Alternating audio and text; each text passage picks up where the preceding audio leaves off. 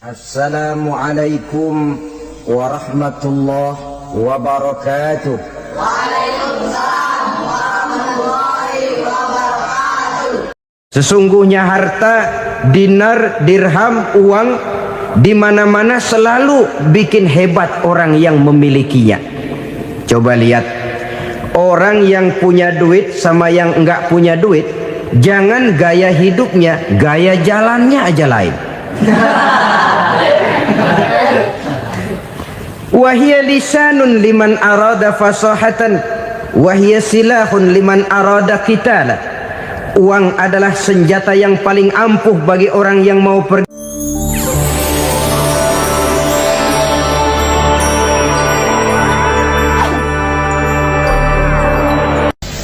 Bapak-bapak, ibu-ibu, saudara-saudara kaum muslimin rahimakumullah. Murai di dahan dan koko ayam di kandang, dunia ini penuh dengan berbagai macam kesibukan. Sejak dari petani yang turun ke ladang, pedagang yang berangkat ke pasar, pelajar yang menuju sekolah, sampai kepada pegawai yang berangkat ke kantor, seluruhnya tidak lain untuk mencari sesuatu yang bernama bahagia. Setiap orang menginginkan kebahagiaan, dan tidak seorang pun menginginkan kesengsaraan dalam kehidupan ini. Namun nyatanya tidak setiap orang yang ingin bahagia mengetahui jalan yang harus ditempuhnya untuk sampai kepada kebahagiaan itu.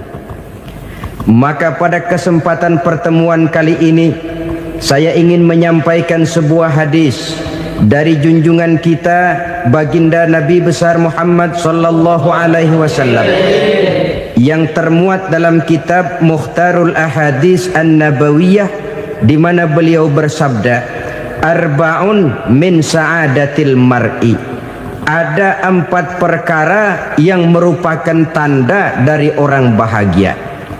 Saya mau tanya, di antara saudara-saudara yang hadir di sini, apa ada yang kepengen jadi orang sengsara? Ya. Seluruhnya tentu ingin mendapatkan kebahagiaan. Maka menurut resep dari Nabi kita, tanda orang bahagia itu 4. Jadi kalau saudara ingin bahagia, harus mempunyai 4 perkara ini. Yang pertama, orang bahagia itu kata Nabi, darun wasi'un. Punya rumah biar bagus asal gede. Enak ngaturnya daripada sudah punya rumah kecil, adanya di pinggir kali, gubuk, kalau hujan bocor, miring lagi, kiamat.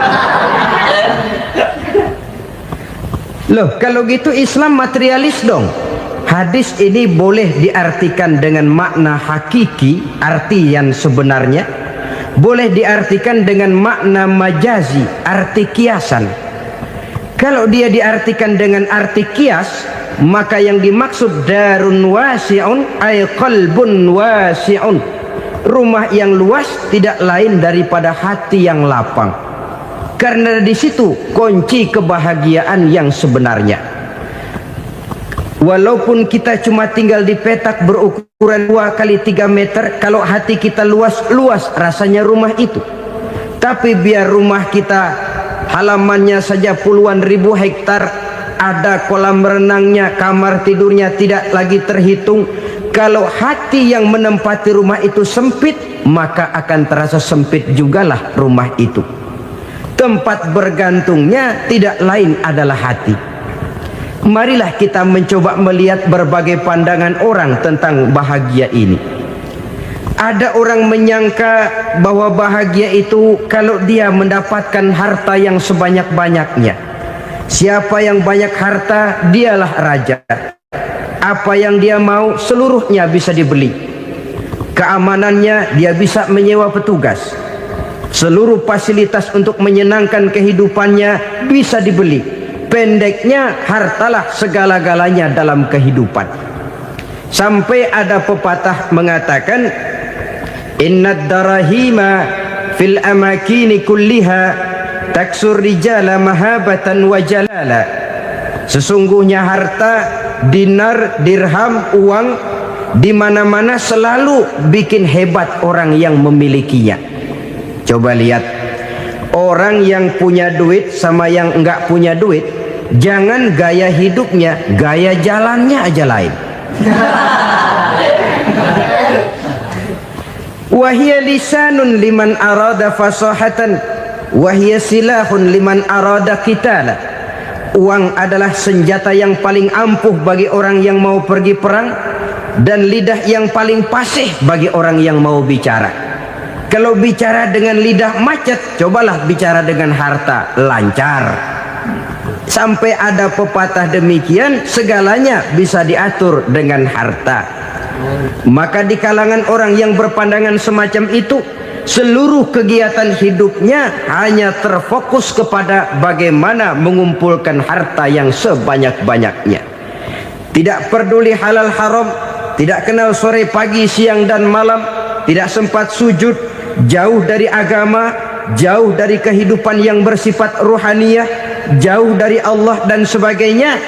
Sampai dalam Al-Quran dikelompokkan dalam kelompok yang dinamakan lumazah. Allazi jama'a malahu wa 'addadah yahsabu anna malahu akhladah.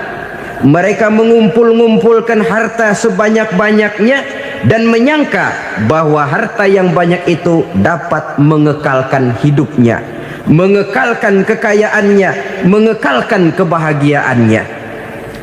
Saudara hadirin yang berbahagia, kalau pandangan hidup ini benar, artinya kalau harta memang merupakan satu-satunya hal yang dapat membuat orang bahagia, tentu di rumah mewah tidak akan pernah ada tangis derita. Tentu di satu tempat di mana fasilitas hidup serba menunjang tidak ada yang namanya penderitaan. Tapi suka dan duka, sedih dan gembira, senyum dan tawa adalah milik setiap orang, baik dia punya harta maupun dia tidak punya harta. Nyatalah bahwa harta semata-mata bukan merupakan jaminan bahwa orang akan bahagia, walaupun tanpa harta orang sulit untuk bahagia. Saya mau cerita, ada orang super kaya, namanya Aristotle Onesimus, raja tanker Yunani. Dia punya kapal tanker saja konon sampai 11 banyaknya. Punya perusahaan penerbangan yang disebut Olympic Airlines. Punya hotel di berbagai kota besar di dunia ini, sejak dari New York, London, Paris, Rome dan sebagainya. Bahkan punya pulau yang dia namakan Pulau Scorpio. Ini kan namanya sudah kaya nggak tanggung-tanggung, punya pulau. Nah, dia punya 2 orang anak, yang satu laki-laki namanya Alexander, yang satu perempuan namanya Maria Onesimus. Seluruh harapannya tertumpah kepada anak lakinya Alexander ini, yang akan meneruskan usahanya, meneruskan kekayaannya, meneruskan dinastinya. Apa yang terjadi? Ternyata anak yang dia harapkan yang bernama Alexander ini mati muda dalam kecelakaan pada waktu dia olahraga. Apa olahraganya? Namanya olahraga anak orang kaya, golongan jet set. Olahraganya olahraga pesawat terbang. Jatuh, ya nggak kapungut, habis mati. Tinggal satu anak perempuannya, Maria Onesimus. Tapi anak perempuan ini juga malah urakan. Terakhir dia pacaran, bahkan kemudian kawin sama orang Rusia. Rupanya Aristotle Onesimus ini broken. Kekayaannya yang berlimpah ruah, perusahaannya yang begitu banyak, siapa yang akan meneruskan? Siapa yang akan menggantikan? Sampai kemudian dia mengurung diri di Pulau Scorpio dan mati di sana secara mengenaskan. Seorang multi jutawan, seorang yang super kaya, mati menyendiri di pulau sepi. Ibarat kata pepatah, anak ayam mati di lumbung. Bukan kekurangan makanan, keurugan makanan. Begitu kehidupan Aristotle Onesimus. Dan banyak orang-orang yang sudah demikian kaya sampai dibingungkan oleh kekayaannya sendiri. Telusurilah kehidupan David Rockefeller misalnya, Henry Ford misalnya, Adnan Khashoggi misalnya, multi jutawan yang kadang-kadang dibuat keder oleh kekayaannya sendiri. Pantas ketika Imam Ali ditawarkan orang, "Ya Ali, kalau kepadamu disuruh pilih ilmu atau harta, kau pilih mana?" Ya jelas pilih ilmu dong. Kenapa? Pertama, ilmu kalau kita berikan kepada orang lain tambah, tapi harta kalau kita berikan kepada orang lain kurang. Saudara punya uang 10.000, dibagi orang 5.000, jelas uang saudara berkurang. Tapi saudara punya ilmu diberikan kepada orang lain bisa, saudara pun makin mantap. Tidak lantas jadi bodoh karena ngajarin orang. Saudara bisa Fatihah lalu mengajarkan orang Fatihah, orang bisa, saudara pun makin hafal. Tidak lantas setelah diajarin orang ilmunya hilang. Begitu datang dia minta orang, "Tolong ajarin saya Fatihah," udah habis, nggak ada.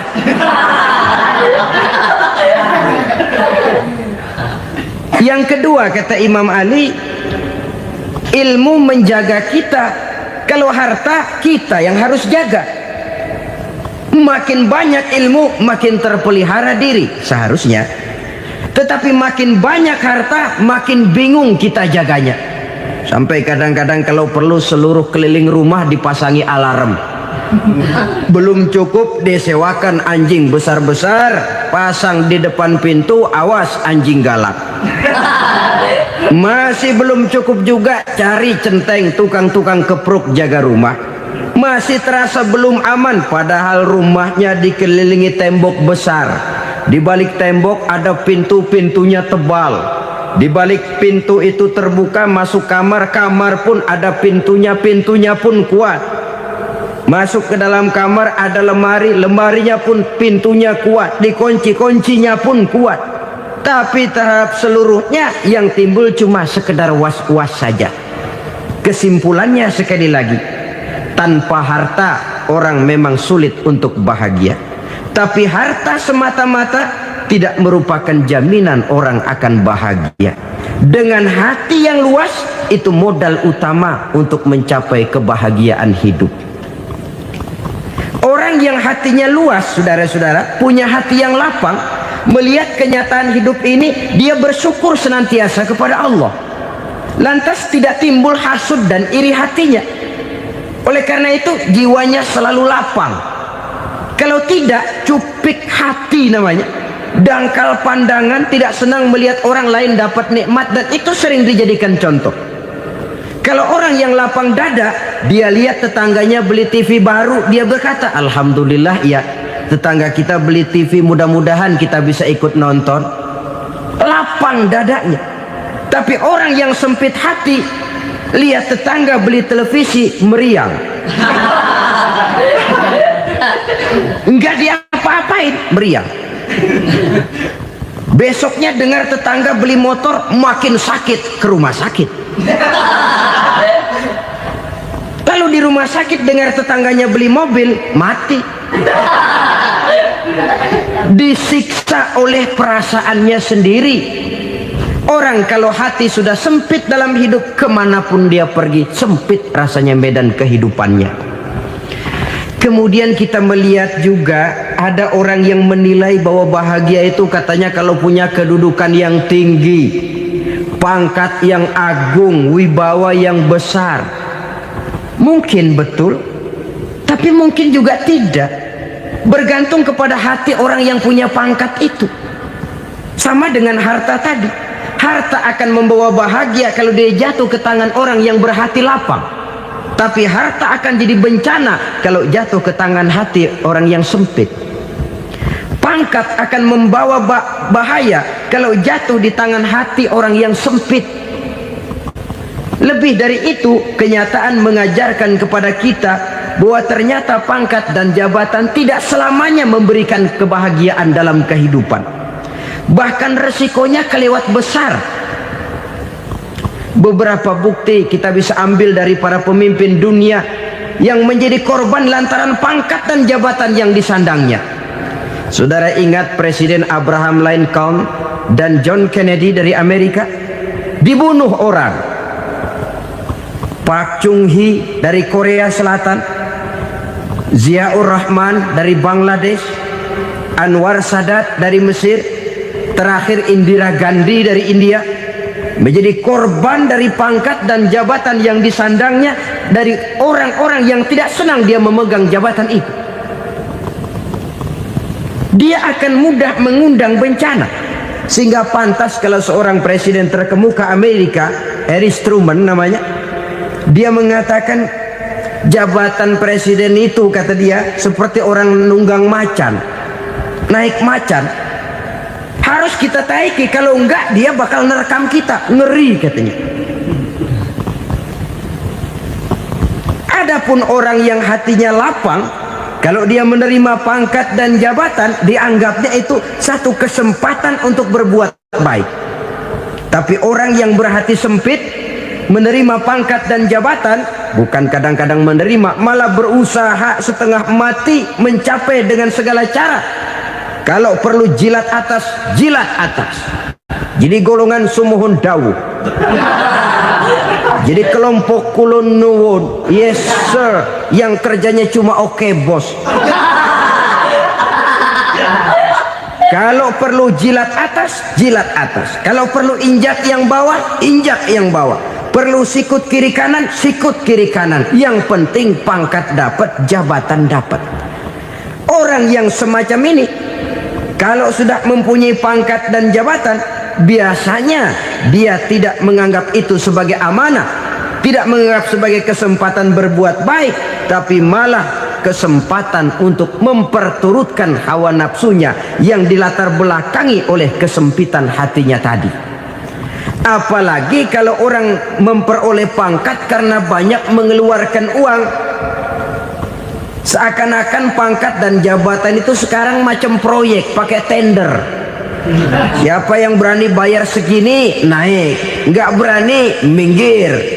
Padahal logikanya, kalau orang mencapai satu jabatan karena banyak mengeluarkan uang, hampir bisa dipastikan bahwa setelah jabatan itu dia pegang, langkah pertama yang akan dilakukannya ialah berusaha bagaimana uang yang dia keluarkan supaya kembali.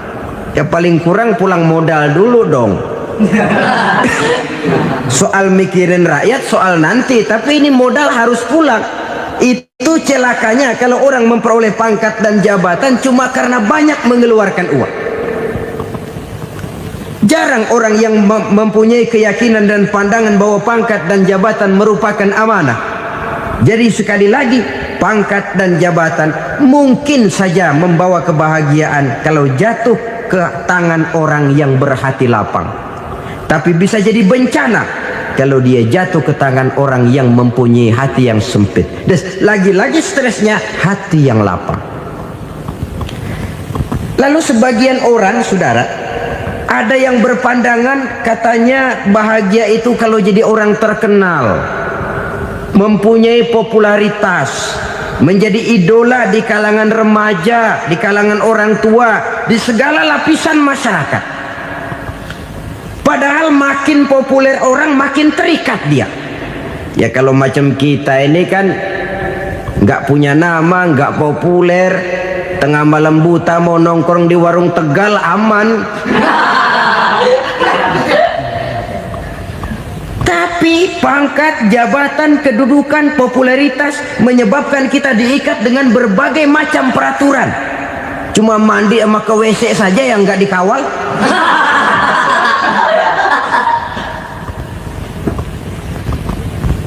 Benarkah popularitas, ketenaran membawa kebahagiaan? Mungkin, ya, tapi mungkin juga tidak. Kenapa? Banyak orang-orang populer yang mengakhiri hidupnya secara tragis. Kita ambil beberapa nama. Di Amerika tahun 60-an ada bintang seksi paling terkenal yang dijuluki seks bom, bom seks. Sampai sekarang jadi legenda, namanya Marilyn Monroe. Singkatan dobelnya itu inisialnya MM, Marilyn Monroe. Terkenal, top Sampai dia mati tahun 62, namanya sekarang masih saja dibicarakan orang. Kenapa dia bunuh diri? Tidak punya hartakah dia? Banyak. Kurang populerkah dia? Seluruh dunia mengenalnya. Sejak rakyat kecil sampai pejabat tinggi dia punya hubungan. Kenapa? Jenuh. Dia terlahir dalam keadaan yatim. Setelah itu tidak lama dia berangkat remaja, ibunya meninggal. Pindah dari wanita asuh ke wanita asuh sampai 12 orang ibu angkatnya. Dan kekecewaan yang paling parah, setiap laki-laki yang dekat dengannya hanya seperti kapal berlabuh.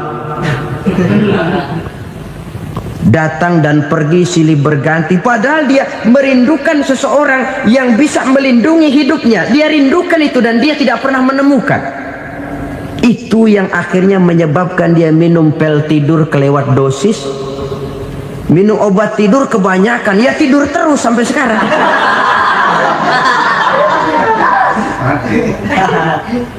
Dia mengakui, saya telah memiliki ketenaran, tapi saya tidak pernah hidup dalam ketenaran itu. Saya pandai main sandiwara, tapi saya ingin hidup dalam alam yang real sebagaimana umumnya orang. Itu yang dia rindukan. Menyusul jejak yang namanya Marilyn Monroe ini, Billie Holiday, saudara kenal tentu, di rumah sakit dirawat. Dia juga minum obat overdosis, mati lagi. Jimi Hendrix minum obat tidur overdosis kelewat batas, mati lagi. Lalu yang menghanyutkan diri di danau, Janis Joplin dan Brian Jones. Ini orang-orang populer, orang-orang terkemuka yang mengakhiri hidup secara tragis, bukan karena tidak terkenal, mungkin karena sudah saking terkenalnya. Contoh paling belakangan, Bruce Lee. Wah, ini tukang-tukang keprok tentu kenal siapa dia. Sampai sekarang pun tabir kematiannya masih merupakan misteri. Dan yang masih hidup juga menunjukkan gejala yang aneh. Michael Jackson, rumahnya di Beverly Hills itu dijaga sedemikian rupa, dan dia selalu curiga kepada setiap makanan harus steril, bersih dari segala macam kimia. Kemana dia pergi, itu tukang-tukang keprok sudah selalu menjaga dan mengawal, dan dia seakan takut menunjukkan mukanya yang asli. Hingga kalau tampil ke tengah di luar show, dia kadang memakai pakaian yang tidak menunjukkan dia yang sebenarnya, takut dikenali orang. Ternyata popularitas sering jadi momok yang meracuni kehidupan manusia.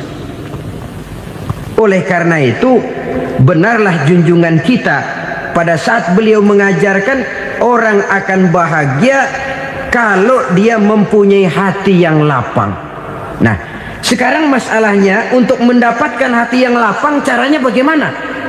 Kita kembali kepada konsep Quran. Allah mengajarkan, ala inna bidzikrillahi tatmainnul qulub.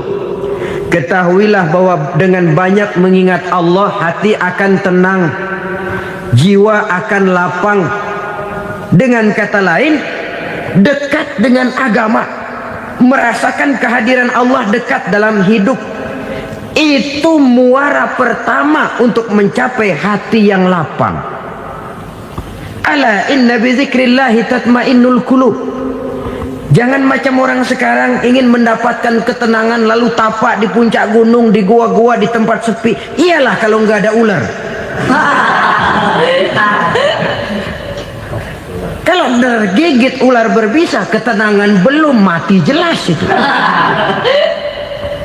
Islam positif untuk mendapatkan ketenangan. Ala inna bizikrillahi tatmainnul qulubi.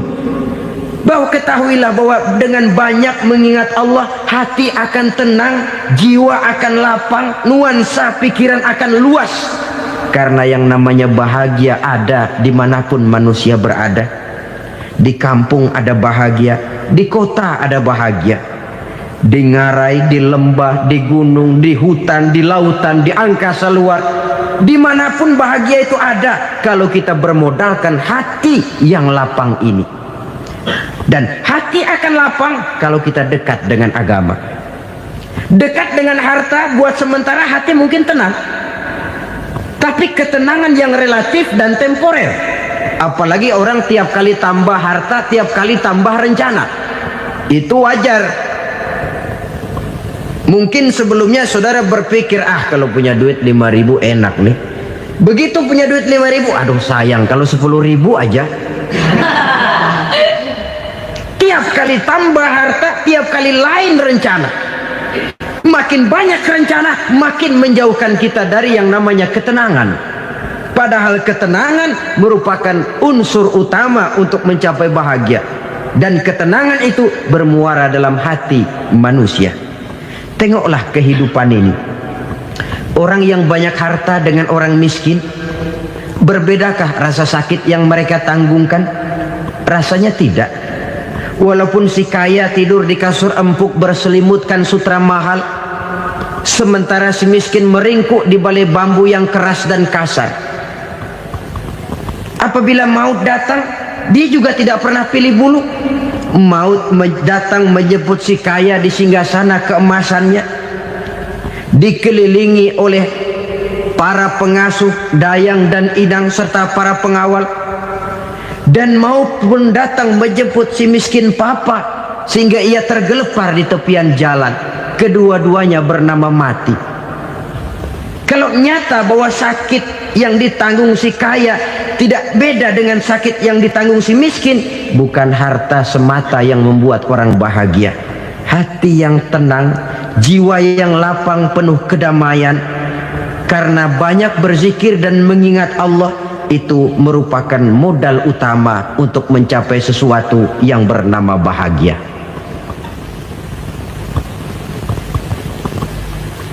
Saudara hadirin yang saya hormati, inilah yang pertama dari 4 ciri yang digambarkan oleh Nabi tentang tanda-tanda orang bahagia. Dan harus berangkat dari yang pertama ini, hati yang lapang. Ini yang harus kita miliki lebih dahulu. Baru nanti akan menyusul kepada poin yang ketiga, kedua, dan selanjutnya. Sebab kalau hati sudah terisi dengan jiwa yang lapang, seluruh persoalan insya Allah akan bisa kita atasi dengan sebagaimana mestinya. Yang kedua sekarang, tanda orang bahagia menurut baginda Nabi, markabun syariah. Orang bahagia itu, kata beliau, punya kendaraan biar cepat asal lancar. Artinya kemana dia mau pergi mudah. Apa maksud hadis ini? Kalau kita kaji lebih dalam, kendaraan itu kan alat transportasi. Transportasi tidak lain adalah usaha memudahkan komunikasi. Pindah dari situ kepada teori bahwa manusia adalah zon political, makhluk bermasyarakat yang tidak bisa memenuhi kebutuhan hidupnya secara sendirian. Kita memerlukan keberadaan orang lain dalam kehidupan ini. Untuk memakai baju saja kita sudah perlukan petani yang tanam kapas, pabrik yang memintal kapas jadi benang, pabrik yang menenun benang jadi kain, sampai kepada mesin jahit, sampai kepada tukang jahit. Itu cuma untuk memakai pakaian saja. Tidak seorang pun di antara kita yang sanggup memenuhi kebutuhan hidupnya secara sendiri. Kita perlu orang lain. Maka kebebasan dalam arti mutlak, kebebasan tanpa batas, itu tidak mungkin ada dalam kehidupan. Karena kita mengadakan yang disebut interaksi sosial. Setiap kegiatan kita tentu melibatkan orang lain. Menurut kita barangkali kita bebas jalan di jalan raya semaunya, tapi orang lain berkendaraan pun merasa bahwa ini ada juga jalan haknya, dan begitu selanjutnya. Oleh karena itu, maksud dari kendaraan yang cepat ini adalah khulata'uhu ma'as solihin. Lingkungan pergaulannya terdiri dari orang-orang soleh. Pergaulannya luas. Kemana dia pergi ada temannya. Kesulitannya ada tempat dia cerita. Dan kesulitan kalau sudah diceritakan kepada orang lain, taruh kata orang itu tidak bisa menolong, namun menceritakannya kepada orang yang kita percayai, kan paling kurang sudah mengurangi beban jiwa, mengurangi tanggungan batin, merasa masih ada tempat kita cerita. Maka lebih baik orang awam yang mau bergaul ketimbang orang setengah alim tapi ngunci pintu. Sebab nantinya akan timbul sikap picik, cupik pandangan, dan tidak luas menghadapi kenyataan dalam kehidupan ini. Namun yang harus kita garis bawahi, pergaulan memang mesti luas. Namun jangan sekali-kali lupa bahwa pergaulan sangat besar pengaruhnya dalam ikut membentuk kepribadian manusia. Sehari-hari bisa kita bilang, kalau kita dekat sama tukang minyak wangi, sekalipun nggak dibagi minyaknya, baunya tentu dapat. Betul?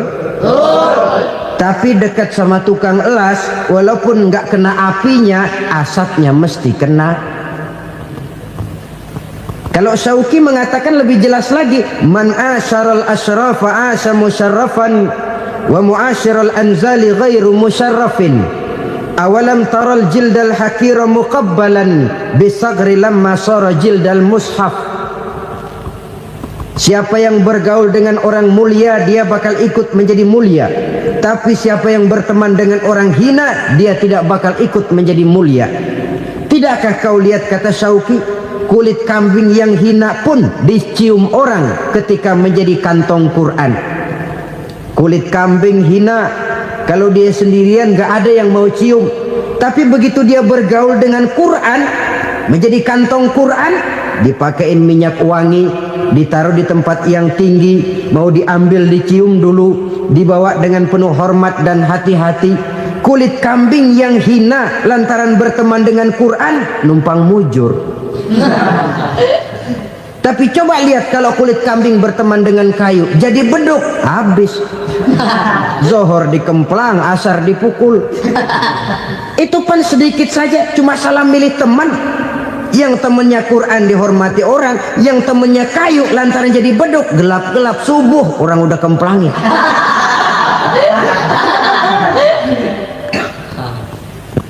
Maka terutama kepada adik-adik remaja yang masih mencari identitas diri, yang ibarat kaset masih kaset kosong, mudah diisi oleh apapun, pandai-pandailah memilih teman dalam bergaul. Karena banyak orang yang tadinya baik-baik, ketika terseret dalam pergaulan dengan orang yang tidak baik, kebaikannya menjadi lentur dan luntur. Tapi berapa banyak bajingan-bajingan tengik, orang-orang yang berlumur noda dan dosa, tiap hari melakukan maksiat, namun bergaul dengan orang yang baik-baik, pada akhirnya sedikit demi sedikit beringsut dan berangsur dia terbiasa mengikuti kebaikan-kebaikan. Saya tekankan ini kepada remaja karena mereka masih mencari identitas diri. Apa yang mereka lihat mereka mau, apa yang mereka dengar mereka ingin tahu. Coba lihat kehidupan remaja. Pulang nonton film Rambo, pengen jadi Rambo, gagah, maunya belekai melulu. Pulang nonton film Superman, pengen bisa terbang. Pulang nonton India, nyanyi melulu. Wajar, mereka masih mencari identitas diri. Saya ini sebenarnya siapa? Lingkungan, pergaulan akan membentuk itu. Karena itu pandai-pandailah bergaul, karena ia sangat besar pengaruhnya dalam ikut membentuk kepribadian manusia. Apalagi sifat yang jelek lebih cepat menularnya ketimbang sifat yang baik. Sifat yang baik, watak yang soleh itu lambat sekali untuk menular. Tapi yang tidak baik, kan prosesnya mah kalau remaja biasanya mula-mula dengar. Karena dengar lalu pengen tahu. Karena pengen tahu lalu ngeliatin. Begitu ngeliatin kan pengen nyobain. Setelah nyobain ketagihan. Nah ini prosesnya. Yang namanya ganja, morfin, narkotik awalnya kan begitu. Mula-mula denger, katanya kalau sudah fly to the sky, sudah melayang ke langit, katanya disitulah puncak kebahagiaan. Mulanya cuma dengar, karena dengar pengen tahu, karena pengen tahu lalu ngeliat, kumpul sama orang yang suka ngeganja. Setelah ngeliat, nah pengen ngerasain. Begitu ngerasain, enak juga, ketagihan. Kalau sudah ketagihan jadi penyakit kronis, bisa merembet kepada yang lain. Iya, kalau orang tuanya mampu untuk beli morfin, beli ganja. Kalau tidak kan pikirannya ngayap, jemuran siapa ya gue sabet. Timbullah perbuatan-perbuatan negatif yang bermula dari salah pergaulan. Apalagi buat adik-adik remaja yang tinggal di kota-kota besar, yang pengaruh budaya, pengaruh kesenian, pengaruh struktur kehidupan yang nampak makin individualistis, di mana persaingan tajam, tensi ekonomi tinggi, orang mudah mengalami stres. Pandai-pandailah dalam bergaul, sekali lagi, karena ia sangat besar pengaruhnya dalam ikut membentuk kepribadian manusia. Orang bahagia punya kendaraan yang cepat, artinya punya pergaulan yang luas, dan lingkungan pergaulannya terdiri dari orang-orang yang soleh. Kemana dia pergi ada teman, kesulitannya ada tempat dia cerita. Tapi kalau sudah menyendiri, hidup sendiri, kesulitan dipikiri sendiri, bisa mati belum waktunya. Tidak ada tempat berbagi rasa, tidak ada tempat bercerita, tidak ada tempat mengurangi beban dalam kehidupan. Pantas betul kalau Islam sangat menggalakkan dan menganjurkan orang kalau sudah sampai waktunya itu untuk melangsungkan nikah. Kata Nabi, ya ma'syaras syabab man istata'a minkumul ba'at falyatazawwaj. Hai para pemuda, kalau sudah mampu memberi nafkah, kawinlah, nikahlah kamu. Kenapa? Sudah ada teman hidup, tempat berbagi rasa. Kesulitan kalau ada tempat cerita akan lebih ringan ketimbang kita telan sendiri, walaupun bobot kesulitannya sama beratnya. Saudara-saudara kaum muslimin rahimakumullah, inilah ciri yang kedua, punya kendaraan biar cepat asal lancar. Kemana kita mau pergi gampang. Dengan kata lain, setelah hati yang luas, pergaulan yang luas. Dua.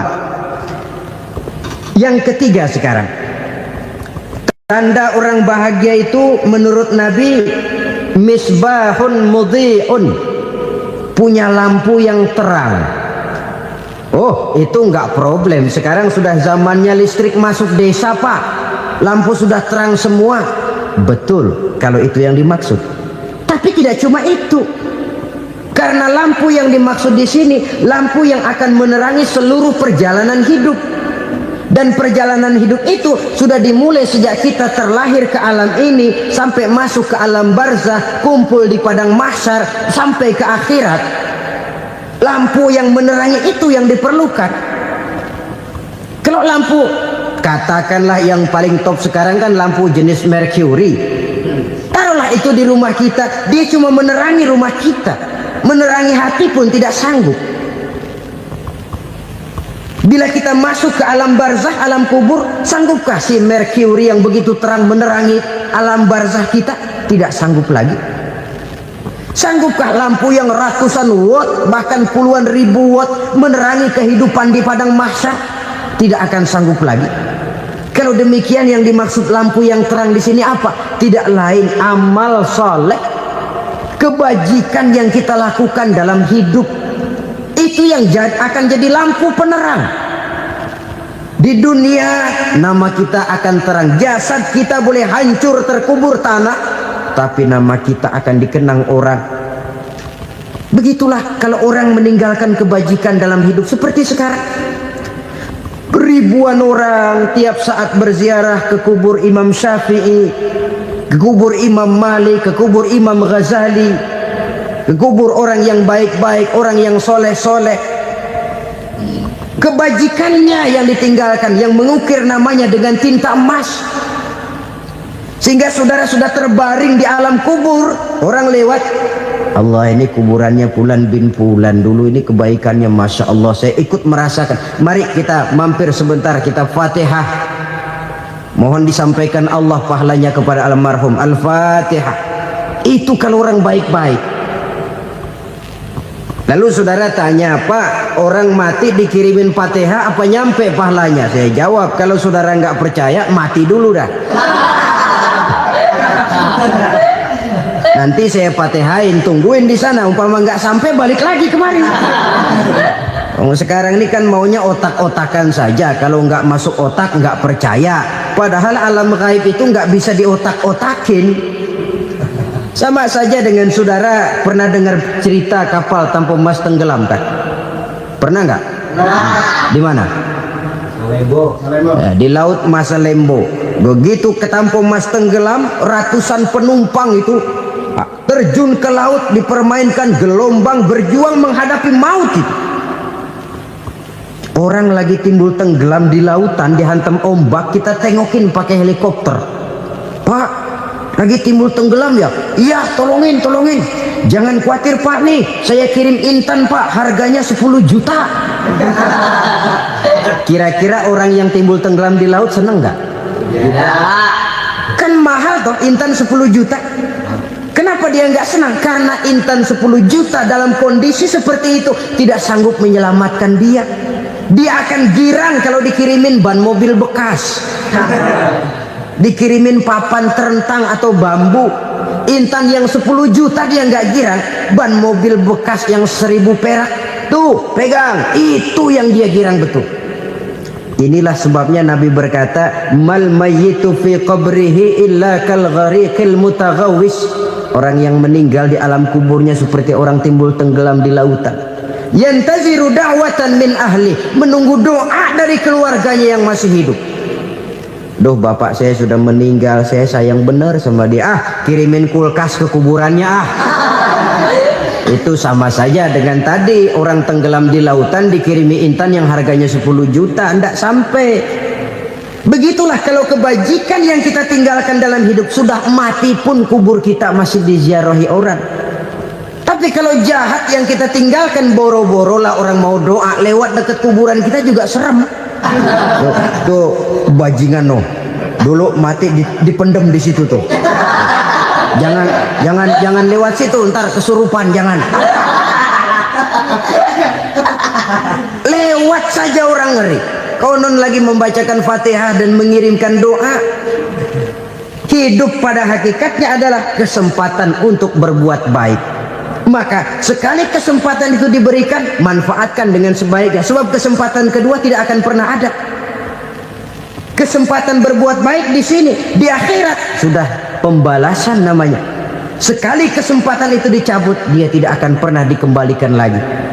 Kata Iqbal, hidup tidak mundur ke belakang, Bung. Berhenti diinjak orang, mundur hancur. Tidak ada kata mundur dalam hidup ini. Berhenti diinjak orang, mundur kecebur. Tidak ada kata lain, harus maju dalam kehidupan dalam artian yang positif. Hidup adalah kesempatan untuk mengumpulkan kebajikan yang sebanyak-banyaknya. Di situ nilai daripada manusia. Sekarang ini memang nggak kelihatan kok, orang yang banyak pahala sama yang banyak dosa nggak kelihatan kok. Barangkali kalau habis bikin dosa palanya pada benjol, mungkin orang takut sama dosa. Tapi sekarang sama saja, orang yang banyak dosa dengan yang nggak banyak dosa jalan bareng dari belakang, sama, nggak kelihatan beda. Tapi ada waktunya di mana pahala memegang peranan, di mana dosa diperlihatkan. Sama saja kalau kita bawa mobil siang, lampu kan nggak begitu berfungsi. Apa lalu bilang, alah ini lampu berat-beratin, copot-copotin aja dah. Tidak perlu begitu. Kenapa? Pada satu saat malam senja akan datang. Bila matahari terbenam, senja pun datang, gelap mulai merayap, disitulah baru terasa perlunya lampu. Pahala begitu. Sekarang orang yang nggak ada pahalanya nggak kelihatan dalam kehidupan. Tapi pada satu saat senja kehidupan akan datang. Ajal merenggut nyawa, malam merayap, dan hidup mulai diliputi kegelapan di alam barzakh. Dikala itu kalau nggak punya lampu, alangkah malangnya kita. Sebab amal yang baik, kata Nabi, di alam barzah itu akan diciptakan menjadi perempuan yang cantik menemani kita. Amal yang jahat akan menjadi orang yang paling jelek nemenin kita. Sudah di tempat gelap yang nemenin jelek.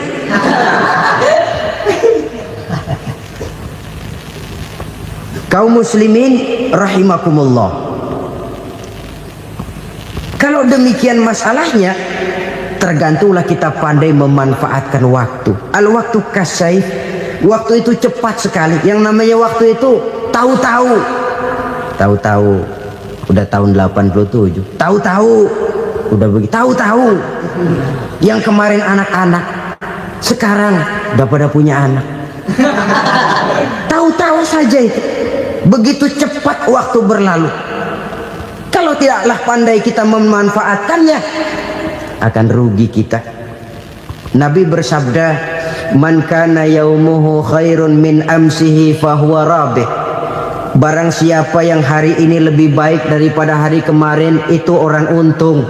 Hari ini lebih baik daripada kemarin. Bulan ini lebih baik dari bulan kemarin. Tahun ini lebih baik dari tahun kemarin. Itu orang yang beruntung. Tahun kemarin sembayangnya maghrib doang, sekarang udah tambah isya. Tahun kemarin cuman Idul Fitri aja ngancem bener, sekarang udah tambah Jumat, lalu tambah lagi maghrib, tambah lagi isya, dan selanjutnya. Hari ini lebih baik daripada kemarin, itu orang yang beruntung. Wa man kana yaumuhu mislu amsihi fahuwa khasir. Lalu barang siapa yang hari ini sama saja dengan hari kemarin, itu orang rugi. Hari ini sama dengan kemarin, rugi itu. Bulan ini begitu, bulan kemarin begitu, tahun ini begitu, tahun lalu juga begitu. Rugi itu orang. Rugi apa? Rugi umur. Umur tambah, amalan gak pernah tambah. Dan saya pikir lebih merupakan azab ketimbang nikmat kalau orang dikasih panjang umur cuma untuk numpuk dosa. Mending mana? Panjang umur banyak dosa sama pendek umur dikit dosa. Mending mana? Mending mana? Ya, paling mending tentu panjang umur banyak pahala. Tapi kalau tidak, sekali lagi, lebih merupakan azab ketimbang nikmat kalau orang diberikan panjang umur tapi cuma untuk sekedar menumpuk dosa. Kehilangan kesadaran bahwa dunia bukan terminal akhir dari satu perjalanan. Dia cuma halte di mana kita berhenti sebentar untuk menuju kepada terminal yang hakiki. Saudara-saudara kaum muslimin rahimakumullah. Inilah lampu yang akan menerangi kehidupan. Amal yang kita lakukan di dalam kehidupan. Jadi yang dimaksud dengan lampu yang terang, kebajikan yang kita kerjakan dalam hidup. Nah, setiap orang di awal tadi saya bilang ingin bahagia. Bahagia itu kan hakikatnya kumpulan senang dan selamat. Senang, selamat. Apa bedanya? Senang tapi tidak selamat, nggak bahagia. Selamat tapi nggak senang, nggak bahagia orang. Contoh, kalau orang korupsi, duitnya banyak, senang dia, tapi keselamatannya. Ada tentara baris di samping rumahnya udah bingung, padahal tentara latihan. Tentara cuma latihan, dia bingung. Senang, tapi karena keselamatannya tidak terjamin, dia tidak bahagia. Sebaliknya pegawai negeri jujur benar, cuma segaji-gajinya, selamat nggak korupsi, tapi melarat, ya nggak bahagia juga, kurang senang. Kesenangan dan keselamatan untuk dunia saja, ya sekali lagi, kalau cuma sekedar untuk dunia saja, bisa dibeli pakai uang. Bisa dibeli pakai uang. Saudara ingin selamat, bisa dibeli pakai uang. Saudara ingin senang, bisa dibeli dengan uang. Tapi setelah mati, masuk ke alam barzah, habis kekuasaan uang. Nggak bisa lagi beli keselamatan pakai uang. Tidak mungkin lagi membeli kesenangan dengan uang. Di situ pahala yang megang peranan. Makin banyak pahala, makin banyak saham untuk membeli kesenangan dan keselamatan, untuk memperoleh yang namanya bahagia. Dan jangan lupa loh, di alam barzah kita nggak sebentar, menunggu datangnya kiamat. Loh iya, kalau kita begitu dikuburin terus kiamat datang, untung. Tapi kalau masih harus 1000, 2000, puluhan ribu tahun yang akan datang, dalam satu penantian yang begitu lama, tanpa saham untuk memperoleh kebahagiaan, satu kemalangan yang tidak ada pernah putus-putusnya. Janganlah tergelincir oleh kebahagiaan sebentar yang menipu dengan mengorbankan kebahagiaan hakiki yang berjangka panjang. Apa artinya senyum sejenak kalau harus ditebus dengan tangis seumur hidup? Biarlah kita minum jamu, pahit memang, getir memang, tapi kan besok badan sehat. Daripada sekarang minum sirup, manis memang, enak memang, tapi bibir pada jontor besok. Sirawan, batuk, nggak karu-karuan. Banyak orang tertipu oleh kesenangan yang sebentar, padahal laisa kullu ma yalma'u zahaban. Belum tentu semua yang berkilat itu emas, belum tentu semua yang gemerlap itu intan. Karena itu marilah manfaatkan kesempatan yang diberikan Allah ini untuk mengumpulkan kebajikan yang sebanyak-banyaknya. Yang terakhir sekarang, yang keempat, tanda orang bahagia kata Nabi. Zaujatun salihah. Orang bahagia itu tanda yang keempat kata Nabi, punya istri biar cakep asal taat. Sudah surga itu sudah. Cakep taat. Istri kayak gitu, kalau belum mati jangan dikuburin dulu itu. Sudah cakep taat lagi. Tapi kadang-kadang enggak, udah jelek ngadat melulu. Apa yang mau dipilih? Sebab itu Quran mengatakan istri pakaian untuk suami, suami pakaian untuk istri. Kenapa suami istri diibaratkan pakaian? Alangkah tingginya gaya bahasa Quran ini. Suami istri teman hidup, hidup perjalanan panjang.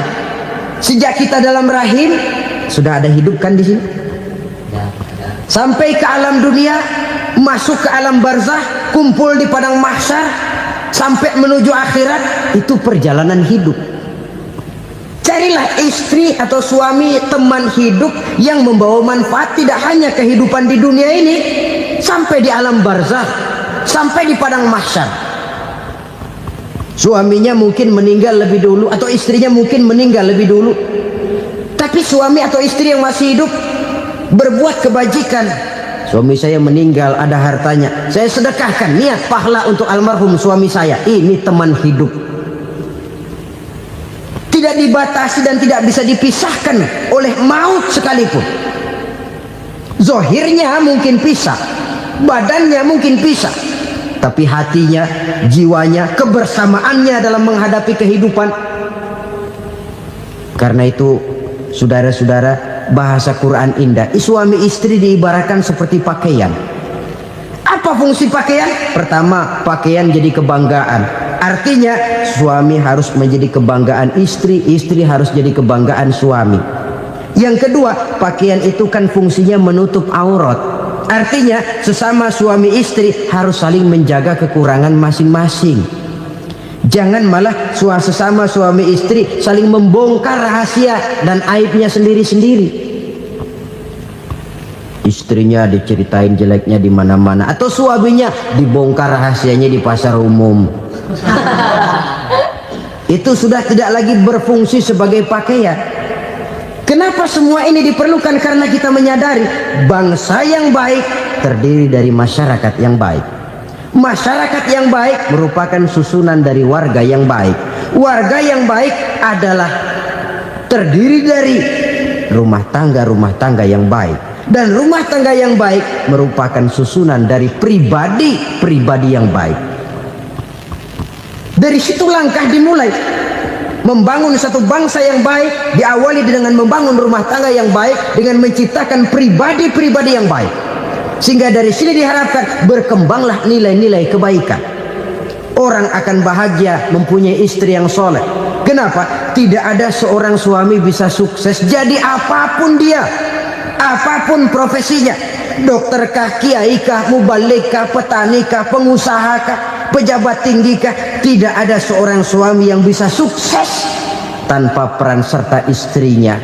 Walaupun memang peranan itu tidak begitu kelihatan, tapi sangat menentukan. Karena itu, saudara hadirin yang saya hormati, Islam sangat menghargai kaum wanita, memberikan kedudukan yang tinggi sepanjang tidak mematikan kodrat kewanitaannya. Nah, kalau sudah kesuksesan ini diawali dari rumah tangga, karier di masyarakat mudah untuk dikejar.